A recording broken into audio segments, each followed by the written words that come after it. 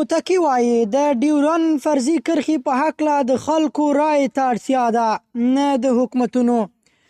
د بهرنیو چارو وزارت سرپرست امیر خان متکي له بي بي سي سره په خبرو کې وایي چې د ډیورن فرضي کرښې په اړه سرپرست حکومت په یوازې توګه پریکړه نشي کولی او نه یې په رسمیت پیژني.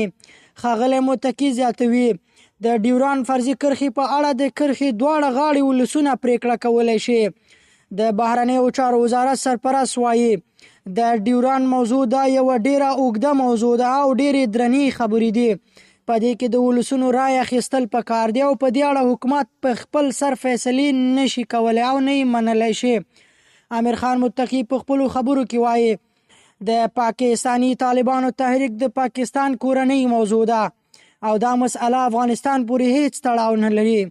نوموړی ډاډ ورکوي هیڅ چاته به اجازه ورنکړي چې د افغانستان خاوره د نورو هیوادونو پر ضد وکاروي.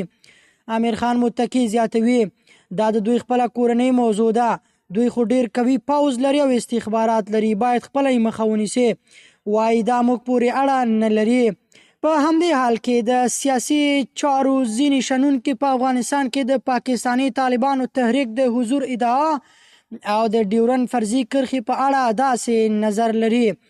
د پوځي چارو شنونکی یوسف امین زازی څرګندوي خپله ستونزه د دوی خپله حل کړي، پر موږ د تور نه پورې کوي، نو موږ په دې اړه باندې د اسنادو او شواهدو په اساس خبرې کوو.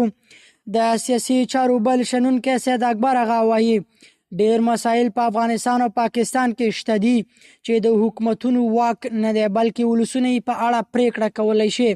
نو د ډیورن فرضي کرښې موضوع هم ډیره غټه موضوع ده.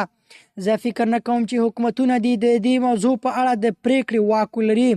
دا په داسې حال کې ده چې پاکستاني چارواکو په ځلونو په افغانستان کې د پاکستاني طالبانو تحریک د حضور په اړه ادعاوې کړې، ویلي دي چې دغه تحریک د افغانستان خاوره د دوی پر ضد کاروي، هغه موضوع چې اسلامي امارت تل بې اساسه بللې ده.